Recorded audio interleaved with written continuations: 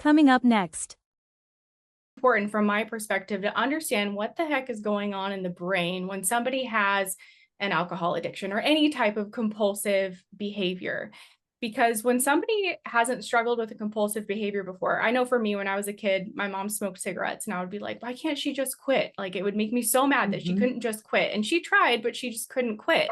And I never understood what it was like to have an addiction until, of course, I fell into my own battle with alcohol addiction, which helped me see kind of both sides of being a loved one who wanted my mom to quit smoking when I was a kid, but then also becoming somebody who had my own addiction and was in a place, I struggled for 10 years, was in a place of really wanting to control my drinking, quit my drinking, put this issue behind me. But it seemed like the harder I tried, the worse my drinking became.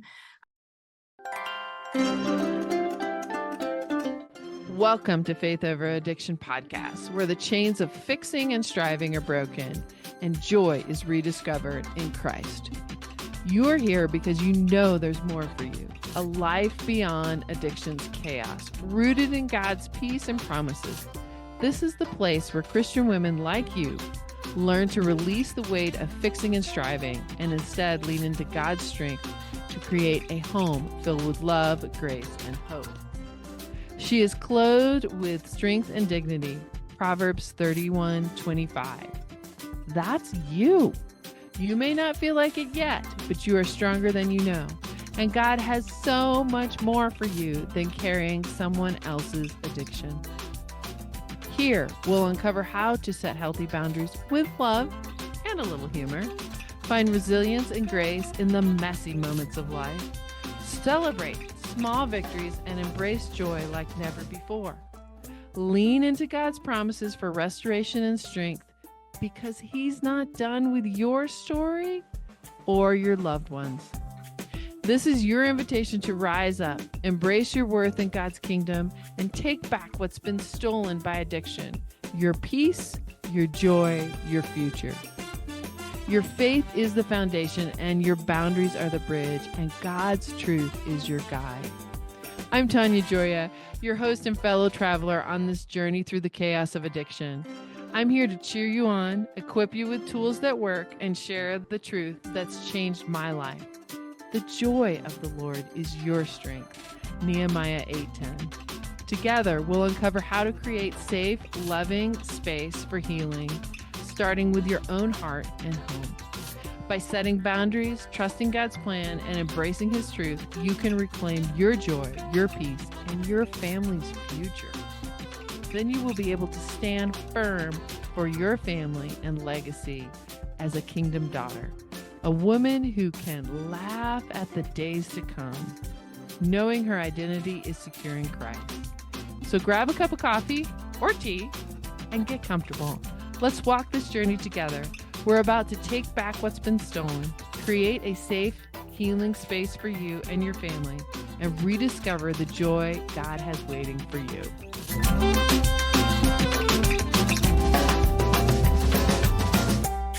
Welcome back to Faith Over Addiction. I'm Tanya Gioia, and we are here to help those who love people struggling with addiction find themselves and their identity in Christ so they can serve their people at the top level. And I'm here with Katie Lain, and we've been talking about the brain and alcohol. And man, she has some wonderful things to tell us. That we have this misunderstanding, I think it's culturally pervasive, Katie, that says, well, if you're having problems with alcohol, with weed, with porn, with videos, just stop.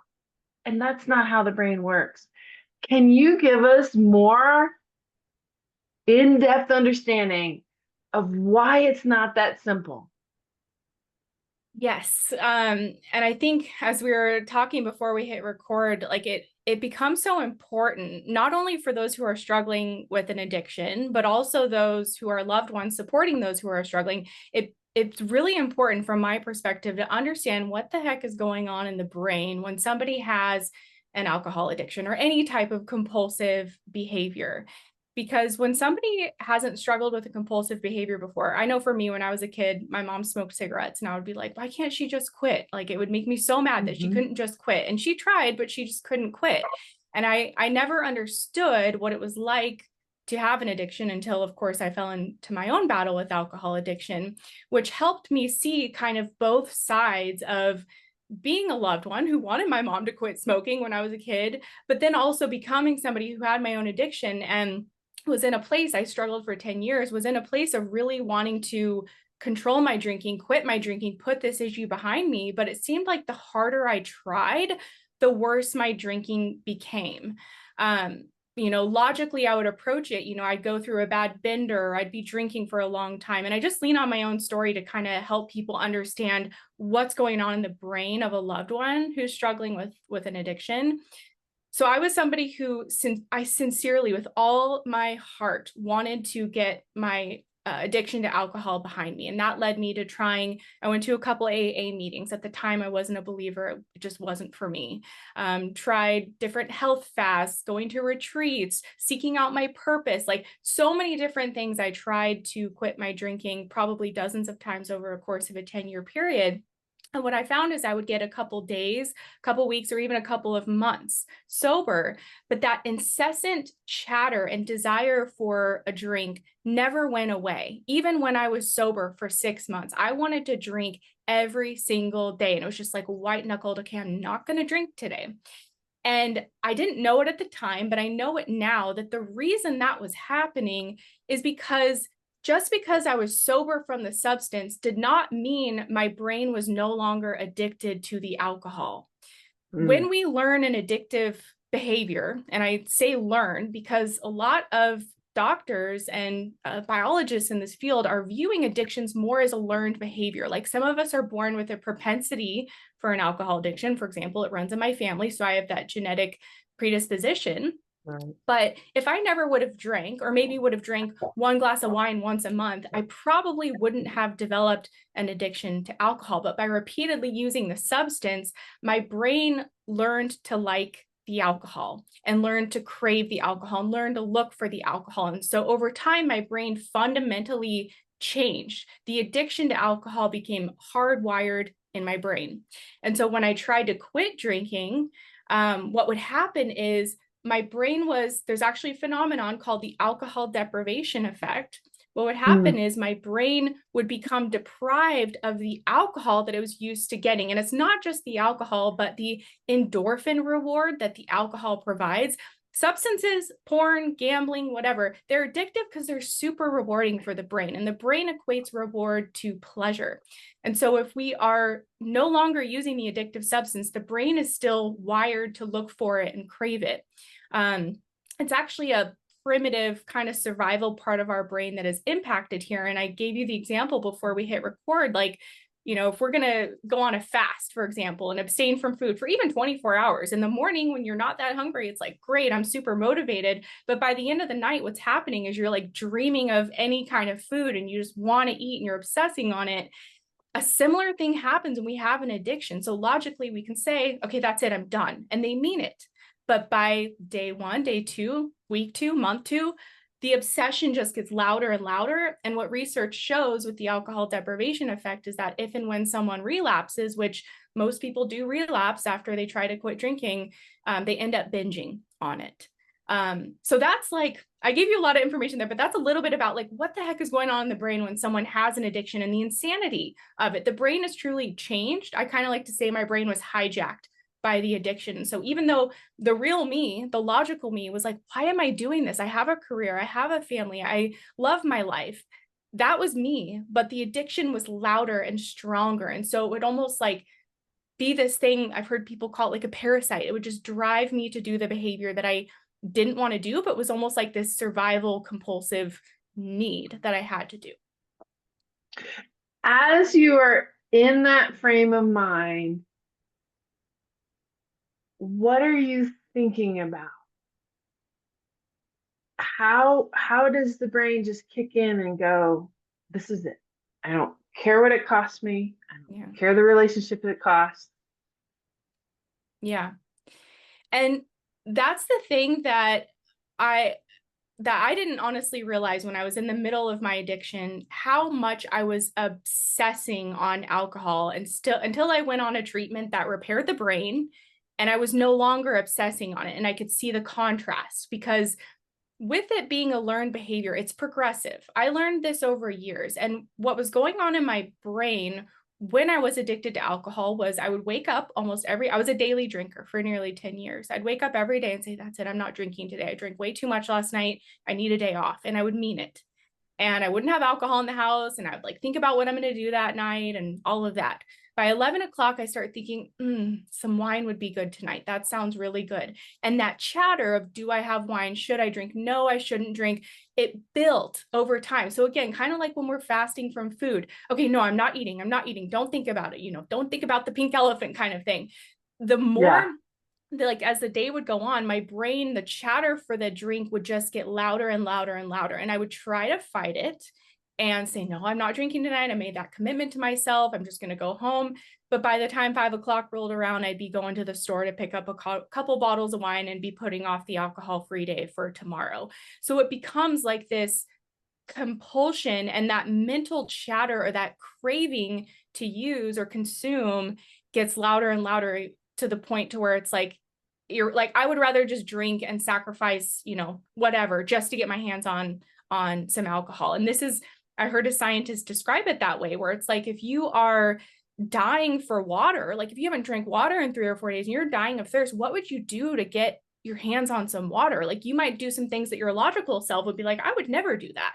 But if you're in this state of like survival, essentially, you could do just about anything. And that's something I think is important for people to realize, that it's not just, oh, they don't love me, they're choosing to use. Like, it's not really about you. It's about the hijacked brain and the fact that they're equating this substance mistakenly. The brain is equating it to a survival need.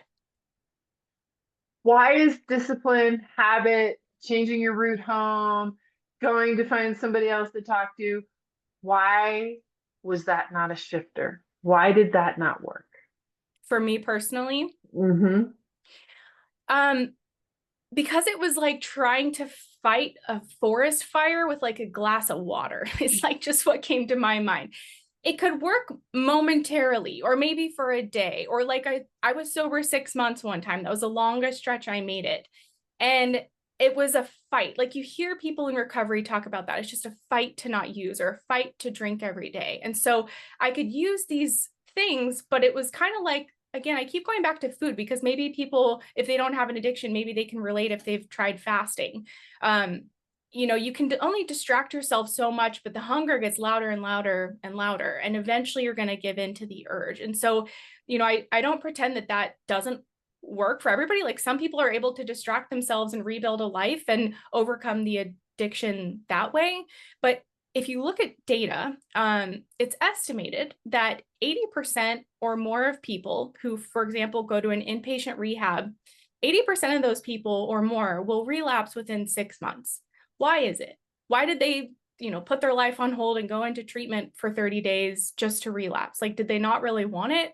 My belief as someone who lived that is that they probably really did want it, but that overwhelming urge became bigger than the distractions. Or when that overwhelming urge is there and you just really want to drink and you're fighting it every day, and one little thing sets you off that's a familiar trigger, it's so easy to justify using the substance just because the urge is so strong already. And so I think that's something that's not talked about enough from my perspective in recovery circles, is that just because someone is sober on the outside doesn't mean they're sober on the inside or free in their mind. In fact, they're probably fighting an urge to use or to drink more than people are aware of, maybe even more than they're aware of. Like I said, I wasn't totally aware of how much I was obsessively thinking on alcohol until my brain started to heal. And I was like, oh my gosh, my brain feels free. Like it's 2 p.m. I didn't think about drinking today. Like, this is crazy. Yeah. Guy Vermonte, who wrote Hungry Ghosts and is a real champion of the field, says, I don't ask people how long they've been drinking, what they like to drink, how much they drink. He says, I sit them down and say, where's the pain? Where's the pain? And that's what he talks about is the drinking, the drugs, the pornography, the videos are a solution. How, as your brain was healing, were you able to work through whatever it was you needed to work through to not need that solution?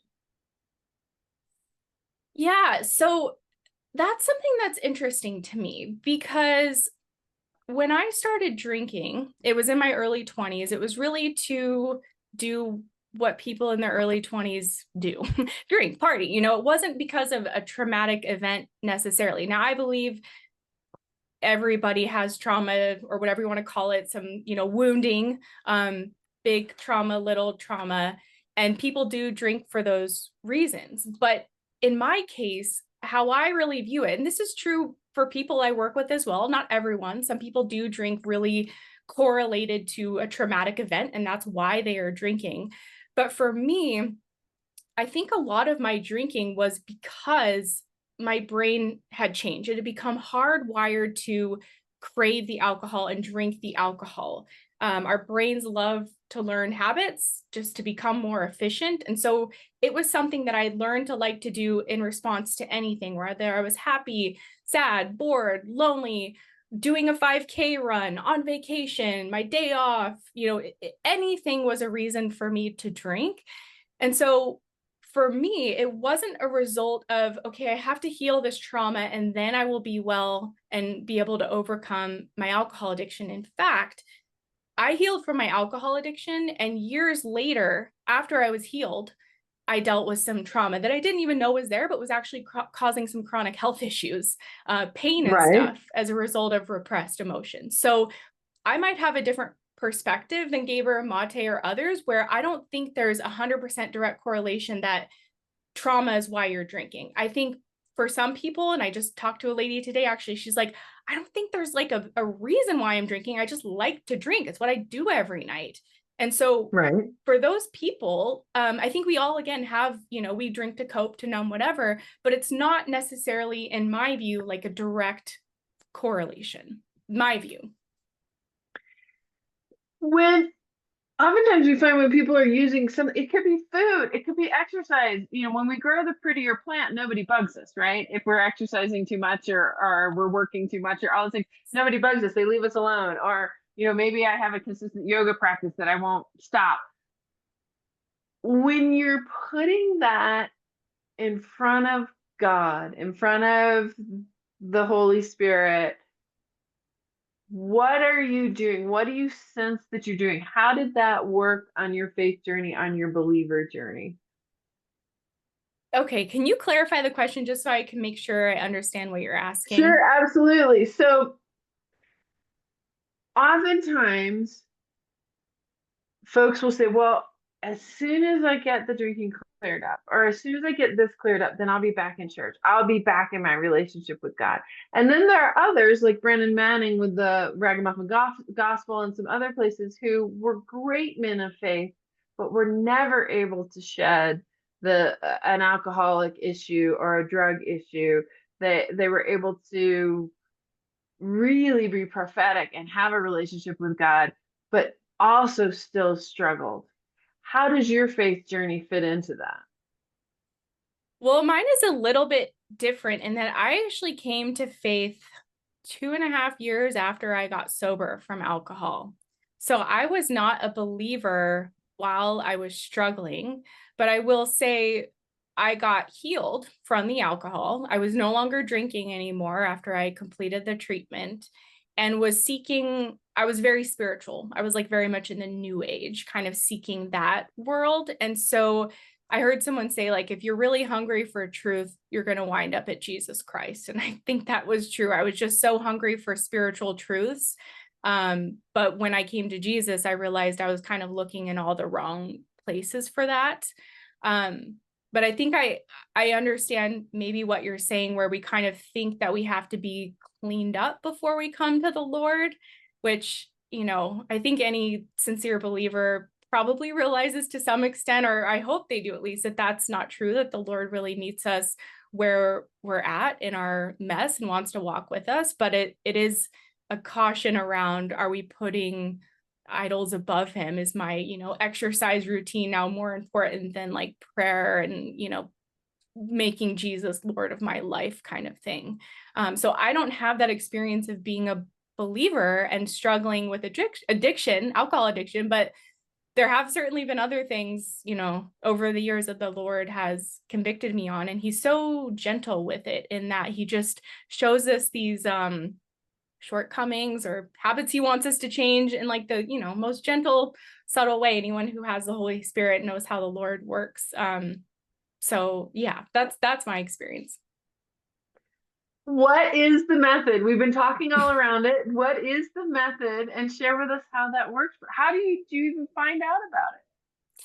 Yeah. So the method is called the Sinclair Method. First of all, it's named after Dr. David Sinclair, who discovered it back in the 90s. So it's not something I invented or that's new. In fact, it's been researched for over 30 years. It's kind of old news, even in the addiction treatment world. I've gone to addiction conferences and they're like, yeah, we know about that, but there's no real interest in it, which is just fascinating to me because it's so extremely effective according to the research and real life experience, but it kind of goes against traditional treatment modalities. It's completely opposite of that.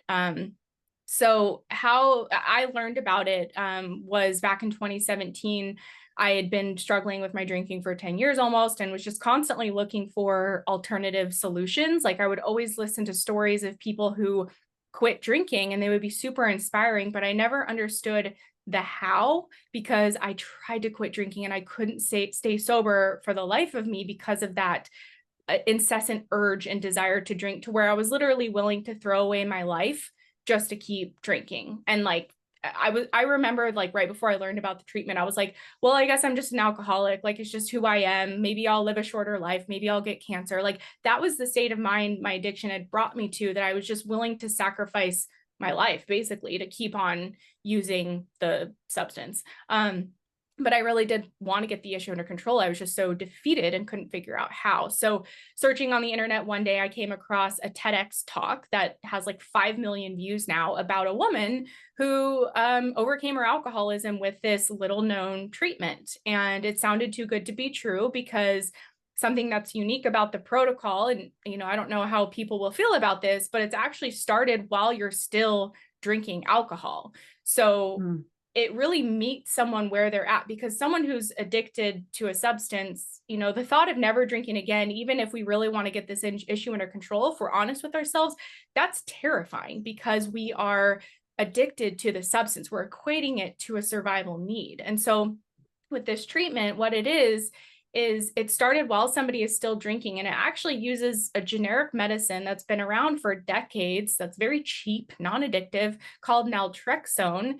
And it's taken before drinking. And what this medicine does is it blocks some of the rewarding effects that alcohol produces in the brain. It's not designed to make you sick. It's not designed, some people say, oh, you're just replacing one drug for another. But naltrexone is not addictive. It's like taking a Tylenol. There's no effect of this medicine other than what it's doing is it's interrupting the reward pathways in the brain that would otherwise be getting a flood of endorphin and dopamine from the alcohol. And that's really, in the simplest form, why alcohol or any drug is addictive, because it's really, really pleasurable for the brain. And the brain learns to look for things that give it pleasure.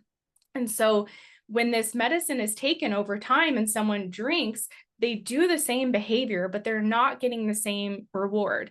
And once people kind of understand that basic 101 of how the protocol works, if you do something and it's not as rewarding and you keep doing it and you're not getting the same reward, your brain starts to unlearn alcohol as a premier reward.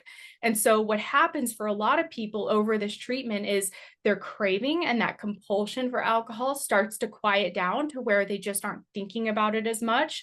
If and when they're drinking, they notice they're drinking less. They have what we call like an off switch, to where, just in my example, I could easily drink 2 bottles of wine a night. And after a few months on the treatment, I couldn't even finish a bottle. And then after 6 months on the treatment, I was drinking 2 glasses and I was not drinking most days. And my drinking just continued to steadily decrease. And then people are oftentimes having more and more alcohol-free days because they just don't feel like drinking. And I don't want to pretend like this is just like, oh, take this pill and you'll be good. Like we kind of talked about, there are often like deeper reasons that we're drinking, or habits or things from our past. In my case, there were, reasons I was drinking that I wasn't really aware of when I started the treatment, to cope with stress at work and things like that, relationship issues. So it's definitely like a healing journey. It's not just you pop a pill and you're cured, but what this does is it reverses the addiction in the brain and actually allows the brain to completely unlearn it, to where the end result of the treatment is actually, it's called pharmacological extinction of the addiction, to where the brain is restored back to the place it was in before the person ever had the addiction. And so like in my case, I did this treatment for a year. I drank for a year on the protocol. By the end, I was drinking maybe 1 glass of wine once a month following this protocol. And then I ended up quitting drinking at that point because I just did not care about alcohol. I tell people I would forget to drink, which is just unheard of for me because I was a daily drinker for 10 years. And the results are permanent. I don't take the medication anymore because I was only taking it paired with the drinking to block the reward from the alcohol. And I don't crave alcohol. I don't, and this is true for most people who go through the protocol. I don't fear that I'm going to relapse because the desire just isn't there. Like I've never smoked cigarettes. So if I have a really stressful day, I'm not like, oh no, what if I go out and smoke a cigarette tomorrow to cope with it? It just, there's no connection in my brain with that. And that's, for that. Yeah. And that's what's happened with alcohol. It just like severed the connection with alcohol being a reward. So it just doesn't even occur to me anymore. And that's a little bit about the treatment and how it works. I hope that makes sense. Now, is there any more to the treatment than just taking medication, or is there? Yeah, so there's quite a bit more. What's recommended in the research is typically to combine it with some type of structured support, whether someone's seeing a therapist or there's online programs and communities, because there's certainly nuances to it. Like people are drinking on the medicine, but then it's important to be strategic with alcohol-free days and teach the brain other rewarding things, so that as the brain's unlearning alcohol, it's learning other, hobbies and passions and ways to cope and things like that. There are coaches that people work with or therapists. This protocol, it's a longer term treatment. So like 6 to 12 months typically for most people to reach the end goal. But what's happening throughout that time, especially if someone is, approaching it with the mindset of this is a treatment protocol designed to help me reduce my drinking. I'm not just taking a pill so I can keep drinking like I have been. What's happening is someone's gradually drinking less, they're gradually having more alcohol-free days, and they're gradually rebuilding a life that doesn't revolve around alcohol. So it's a gentle process, but it becomes much more doable when the desire to drink isn't there. And, people are like, it's just so encouraging when people say, normally I would drink a bottle of wine, but I couldn't even finish that second glass tonight. Like to experience that and experience yourself having this control over alcohol that you've never had before. For a lot of people, that just builds their confidence and they can see a life free from this substance. And the longer someone is on it, the better and better it works. That's something to be aware of as well. But it's not a lifetime. You take it for a little while and then you're done. Yes. Well, I will say with this treatment, if someone wants to continue to drink alcohol, on Christmas or at weddings or on weekends, they can do so following this protocol, but they just take the medicine before. And so what happens for a lot of people is they get to a place where they have, 1 or 2 drinks once or twice a month or once a week. They're not getting drunk anymore, and they can, have that champagne at a wedding, and then have no issue stopping at one and not drink the rest of the month. There's a, large percentage of people like me who end up going through the treatment and quitting completely just because we don't want to drink. But the option is in the individual's hands, where if they want to drink, they can. They just continue to follow the protocol and take the medication 1 hour before drinking. If this is successful, why does the recovery community say, yeah, we've heard it, we don't want to use it? Yeah, and I've gotten input over the years from doctors who've literally been researching this medication for decades. And, that question comes up all the time. And there's a few different reasons for it. There's this collective belief, and maybe rightfully so, though I don't think it really helps people struggling with alcohol addiction or other addictions. I remember clearly one doctor telling me, yeah, we know about it, but we just believe abstinence is best. So their standard of healing is like, you have to quit drinking, step one, and then we'll work on healing everything after that. But that ignores what's going on in the brain when someone has an addiction, because when they quit, their brain goes into the alcohol deprivation effect. And there's research papers on this. People can look it up. And so the collective belief that abstinence is the best standard of measurement for success is kind of barrier one. Another reason is, treatment systems, rehab centers, the majority of them are set up with 12 steps and AA, and they're not set up to help people reduce their drinking, leading to low risk drinking or abstinence. So the system just is not set up for it. And naltrexone is a generic medicine. Like, even without insurance, it's like $20 or $30 a month. So there's no pharmaceutical company out there marketing it and making money off it. There's no money to be made off naltrexone. Mm-hmm. So there's no incentive for people to kind of push it. So those are some of the reasons. Technically any doctor can prescribe it. And there's literally thousands of papers if you go into like PubMed or Google Scholar to look at like the research with naltrexone. They're still doing research on it today. But a lot of doctors are simply unaware of it, or they don't feel comfortable treating someone with addiction. And so it's kind of like, I don't know if you ever heard about the surgeon who suggested, I think in the 1800s, that they should wash their hands between patients. Like, he was made between the cadaver and birthing a baby. Yeah. Yeah. And he was made out to be a quack, and I think ended up in like a mental institution. And now that's like, duh, of course you should wash your hands. But there's just this like turning around of the system that, like, to adopt a medicine that can help people start treatment by drinking less, you don't have to put them through detox necessarily or require them to go abstinent. They can just slowly start reducing. That's just, the system isn't set up for it, unfortunately. So there's a few barriers there. And it's almost like the pandemic and the ivermectin. They made it out to be evil. Like, people are taking the horse wormer, when ivermectin was 6th sense across the world. They had been using it for years, but I actually had it prescribed. That doctor said I could have my license pulled for prescribing this to you. Yeah. And I'm like, this makes no. And then when they put it in big pharma, now we can all buy it for $74 a pill, or whatever that is. Are there downsides? Are there side effects? Are there things that taking this medication could cause issues with? The side effects that occur for people generally occur in the beginning and are things like nausea, sleepiness, upset stomach, or insomnia. Those are the most common ones I see. Of course, there's others, but I've worked with a lot of people, and those are just like the ones I see most often. And typically with those side effects, they go away within a week or two, and a knowledgeable doctor will typically have someone start at a lower dose and take it with food and water to avoid those things.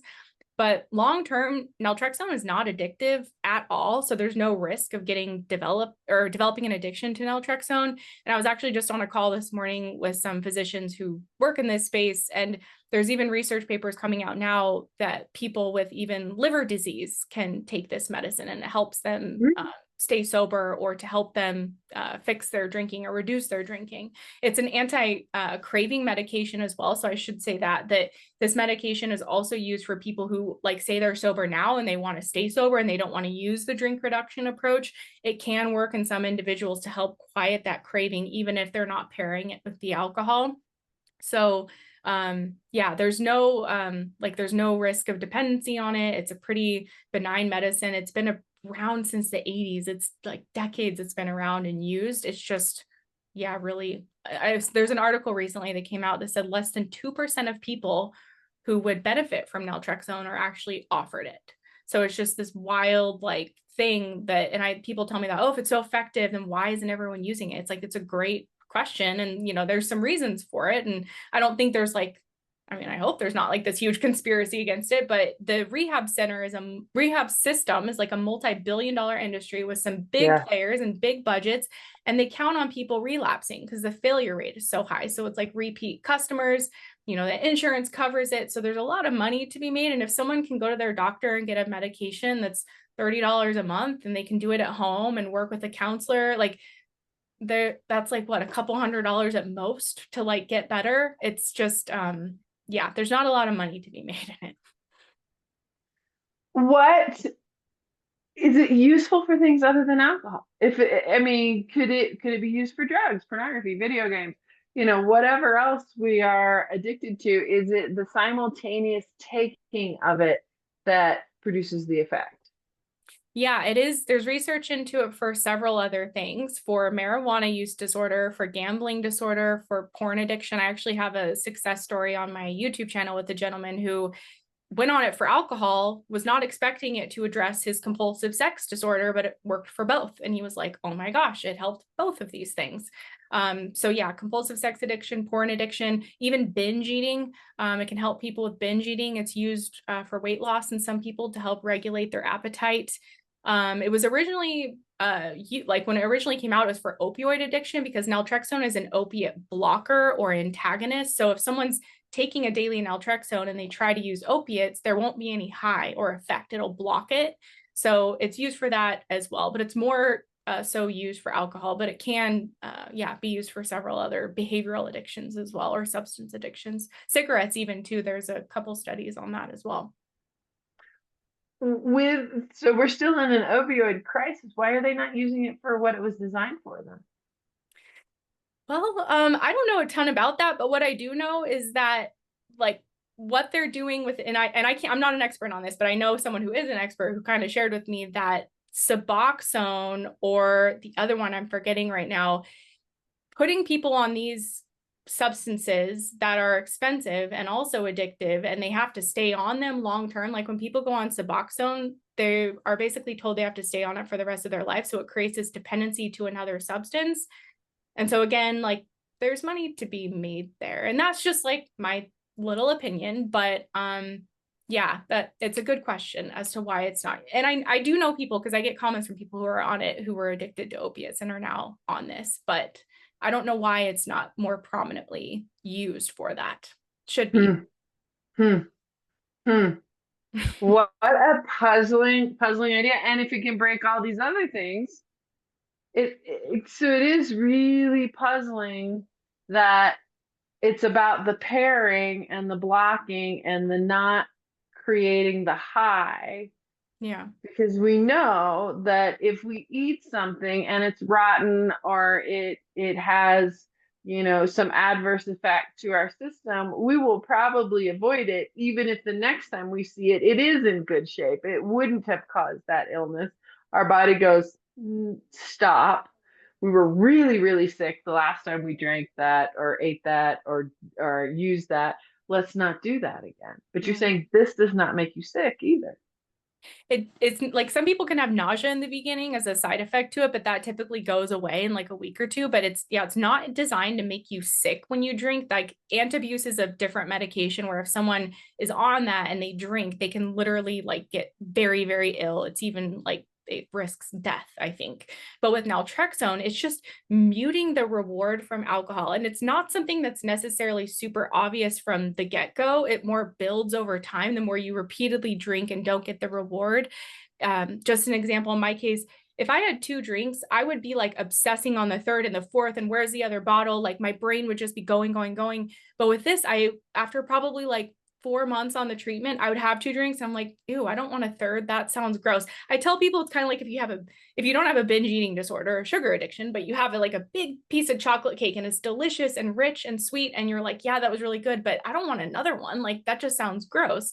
That's how it became with alcohol for me, where I would just get this off switch and I could feel satisfied at 1 drink, maybe 2, and I wouldn't have to keep going. And so because the brain isn't getting the same reward, it's like, yeah, I had 1. I don't need another one. Why do I need another one? But with that reward that we're getting without the medicine, it just keeps us chasing that buzz. Like the one drink leads to the need for the second, the third, and so on. But naltrexone just interrupts that. And some people will say, well, what's the point of drinking if you're not getting the pleasure anymore? And I will say you're still getting some effect. Like you can still get intoxicated. You can still get the relaxation effects from the alcohol, but it's just not as intense to where the desire to keep consuming isn't as strong. And, again, it's like a gradual process. Like people are typically gradually reducing their drinking. So it's not like the first time they take it, all of a sudden they're cured. It's a process of helping the brain unlearn it.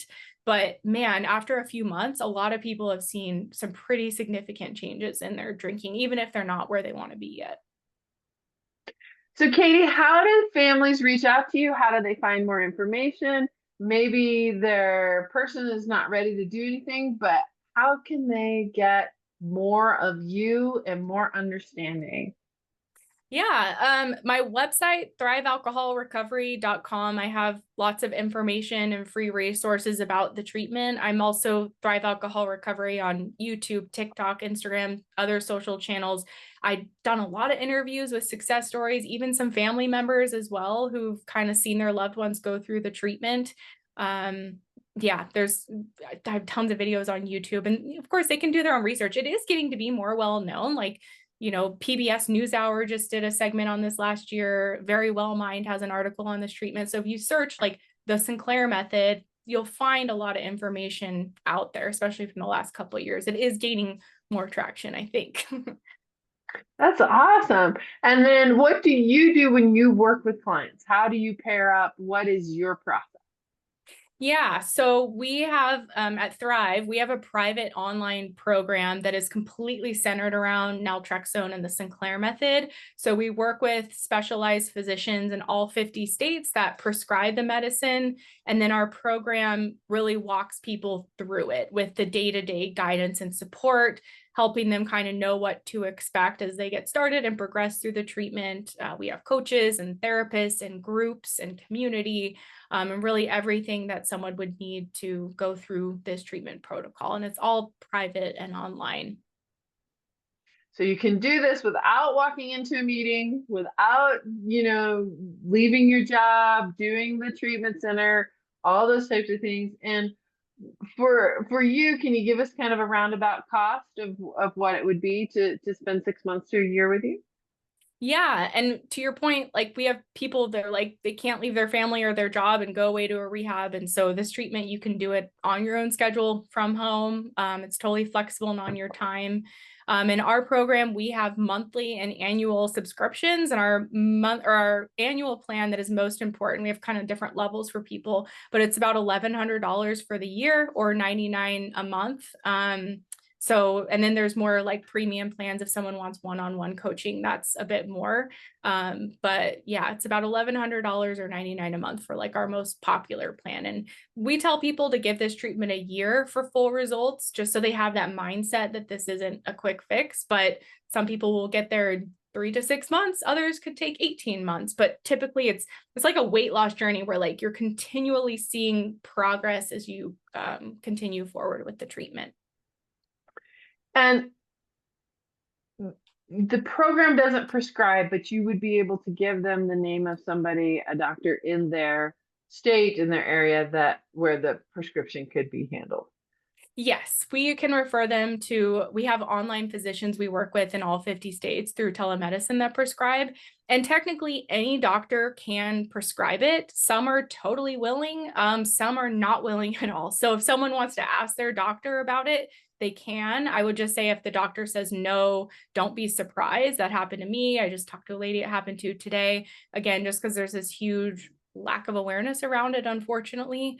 But if your doctor is willing to prescribe, I would recommend, looking further into the Sinclair Method, considering our program or doing your research, because a lot of doctors don't know about this specific protocol and will just, take the medicine at night before you go to bed or in the morning, when you wake up. And how the protocol works is, specific around when and how the medication is taken, and there's nuances to it. So I hope that answers the question. Absolutely. Absolutely. Well, Katie, thank you so much.